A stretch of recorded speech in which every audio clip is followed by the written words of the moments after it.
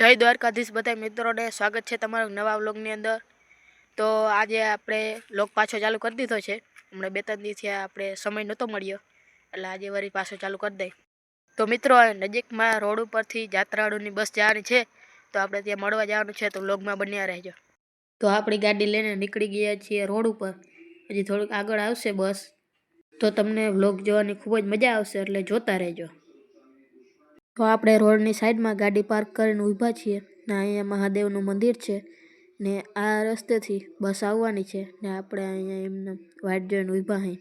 આપણે જે જગ્યાએ હતા એથી થોડાક આપણે આગળ આવી ગયા ને અહીં ગાડી રાખી દીધી ને બસ ઊભી છે। તમને બસ બતાડું, ત્યાંથી ઘણા પેસેન્જર ચડે છે, પછી અહીંથી ડાયરેક્ટ નીકળવાની છે યાત્રા કરવા માટે। માણસો બધા ચડી ગયા છે અને બસ હવે નીકળી રહી છે। બસ નીકળી ગઈ છે અને આવજો, જય દ્વારિકાધીશ। પાછા હવે આપણી ગાડી લઈને આપણે નીકળી ગયા છીએ ઘરે જવા માટે। આપણે ઘરે પૂગ્યા તે ખબર પડી કે આપણે ઘરે આપણા 2 મિત્રો આવ્યા હતા। એમાંથી એક ભાઈબંધે હાંકી લીધી છે સ્કૂટી, જોઈ લો તમે, શૂટ આવે। પછી આપણે નીકળી ગયા ગામમાં જવા માટે।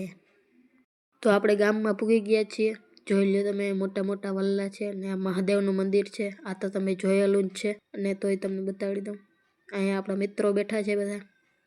પછી આપણે મહાદેવના દર્શન કરી લીધા છે ને નજારો જોઈ લો તમે બધો। આ જગ્યાએ ઘણા બધા ઝાડવાન ફૂલ છોડને વાવેલા છે ને આ બાજુ હિંચકા, ચકડોળ ને લસરપટ્ટી ને બધું રાખેલું છે। આ મંદિરનું પાછળથી દ્રશ્ય તમે જોઈ લ્યો, મંદિર કેવું લાગી રહ્યું છે કમેન્ટમાં કહેજો। પછી અમે કબડ્ડી રમવાનું ચાલુ કરી દીધું છે ને મેં પણ 2-3 રેડું મારી દીધું છે। પાછો હું ઘરે આવી ગયો છું અને હવે આપણું ટ્રેક્ટર લઈને જવાનું છે ભૂક્કાની ભારીઓ લેવા। તો આપણું ટ્રેક્ટર આવ્યા છે અને ટોલીમાં સુફારિયા નાખી દીધા છે। આપણા ટ્રેક્ટરની માથે ઘણી બધી રજ હતી, તેને આપણે સાફ કરી નાખી છે। આજે ટેકાનો વારો આવ્યો છે તો તેના માટે આપણે મગફળીને ભરી લઈ જવાની છે ખંભાળિયા। તો બોલેરો આપણા ઘરે આવી ગયો છે અને ગુણીઓ બધી માથે ગોઠવી દીધી ને નાડા બાંધી દીધા છે। તમને બીજી બાજુથી પણ બોલેરો બતાડી દઉં કેવી રીતે ગુણીઓ ગોઠવ્યું છે।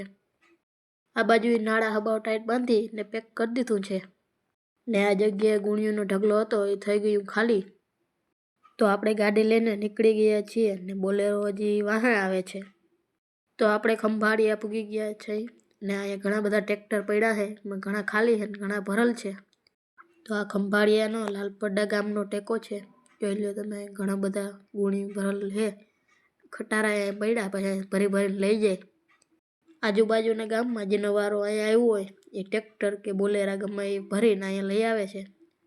બહુ મોટું અહીં મેદાન છે ને ઘણા બધા લોકો અહીંયા કામ કરે છે। તો આ ટેકાની બધી વસ્તુ તમને બતાડી દઉં। આ બાજુ ટ્રેક્ટર અહીં ભરેલ પડ્યા છે લાઈનમાં, પછી એમાં વારો આવતો જાય તેમ જાય છે। તો એટલી વારમાં આપણો બોલેરો પણ અહીંયા અંદર આવી ગયો છે। પછી બોલેરાને લાઈનમાં રાખી દેવાનો, જ્યારે વારો આવે ત્યારે તેને ઠલવી દેવાના। માંડવી જોખવાનો વારો આપણો આવી ગયો છે અને આપણો બોલેરો અહીંયા પાર્ક થાય છે, પછી ઢગલો કરીને જોખવાનું ચાલુ કરી દેશું। તો આપણી માંડવીને ગુણીઓમાં નીચે ઉતારીને ઢગલો કરી દીધો છે અને આ બાજુ જેસીબી હજી મોટું મેદાન કરે છે। આ બાજુ ઘણાના માંડવીના ઢગલા જોખાવાના બાકી છે અને ઘણાના જોખાય છે। તો આપણે એ માંડવીના ઢગલાનો થોડીક વાર પછી જોખાવાનો વારો આવી જશે ને અહીંયા આપણા કોથરા પડ્યા છે। તો આપણા માંડવીના ઢગલાનું જોખવાનું કામ ચાલુ કરી દીધું છે।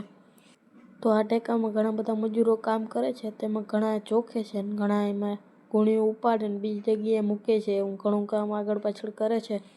આ ટેકાની સારી વાત એ છે કે અહીં ઘણી બધી મોટી જગ્યા છે અને ઘણા માણસો અહીંયા કામ કરે છે, તેથી પરબારો વારો આવી જાય છે।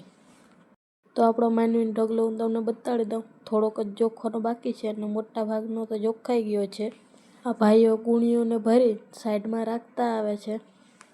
આટલી માંડવી જોખાઈ જાય પછી આપણે કાગરિયા કરવાના છે, તો ફટાફટ આપણે કામ કરી નાખીએ।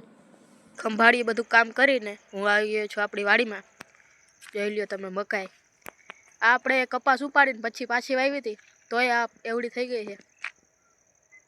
તો સાથે સાથે આપણું બકાલું ને વડી મકાઈ પણ આપણે જોઈ લીધી છે ને હવે ચાલો ઘર તરફ જઈએ।